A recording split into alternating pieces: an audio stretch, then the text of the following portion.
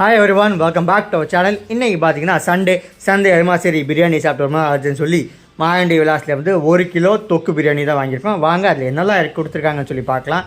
அதில் பார்த்தீங்கன்னா இன்றைக்கி கேசரி கொடுத்துருந்தாங்க. கேசரி அது போக வந்து கத்திரிக்காய் தொக்கு, அப்புறம் வேறு என்ன கொடுத்தாங்க, தயிர் உள்ளி அதையும் கொடுத்துருந்தாங்க. அது போக 1 கிலோ தொக்கு பிரியாணி, சாதா பிரியாணி உண்டு. நான் வாங்கினது பார்த்தீங்கன்னா தொக்கு பிரியாணி. இதோட ப்ரைஸ் பார்த்தீங்கன்னா 220 rupees. இது 1 கிலோங்கிறதால பார்த்தீங்கன்னா எல்லாம் 2 ரவுண்டாக கொடுத்துருந்தாங்க. கேசரியும் பார்த்திங்கன்னா 2 கேசரி, அதுக்கப்புறம் இருக்க பார்த்திங்கன்னா தக்காளி தொக்கு, கத்திரிக்காய் தொக்கு, அது போக தயிர் உள்ளி, இது எல்லாமே 2 ரெண்டாக கொடுத்துருந்தாங்க. இது பார்த்திங்கன்னா ஸ்விக்கிலையும் உண்டு. பட் நான் பார்த்திங்கன்னா நேரில் போய் தான் வாங்கினேன். நான் ஸ்விக்கியில் வந்து ஆக்சுவலாக 1 kg வரல.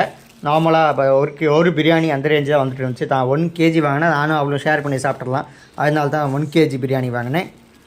2 முட்டையும் வந்தது. ஸோ 2 பேர் ஷேர் பண்ணுறதுக்கு கரெக்டாக இருக்கும். மற்றபடினா 1 முட்டை தான் வரும். அது அப்படி இல்லை, 2 முட்டை ப்ளஸ் ஒரு 6 பீஸ்.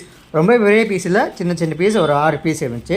பட் பீஸ் எல்லாம் பார்த்திங்கன்னா நல்ல மசாலா அது ஊறி இருந்துச்சு. ஏன்னா தொக்கு பிரியாணிங்கனால தொக்கில் இருந்தால் பீஸ் எடுத்து இந்த பிரியாணி வச்சு தராங்க, அதனால் நல்லா ஊறி இருந்துச்சு. ஜீரக சம்பா ரைஸ் தான்.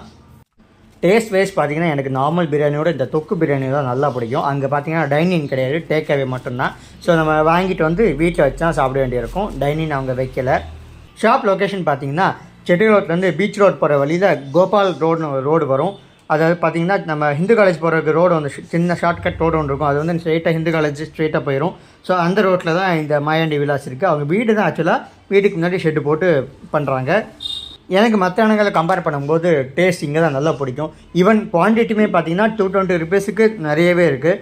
மற்ற இடத்துல தான் பார்த்திங்கன்னா ஒரு பிரியாணி 200 சொல்லுவாங்க. இது அப்படி இல்லை, 1 kg பிரியாணி 220.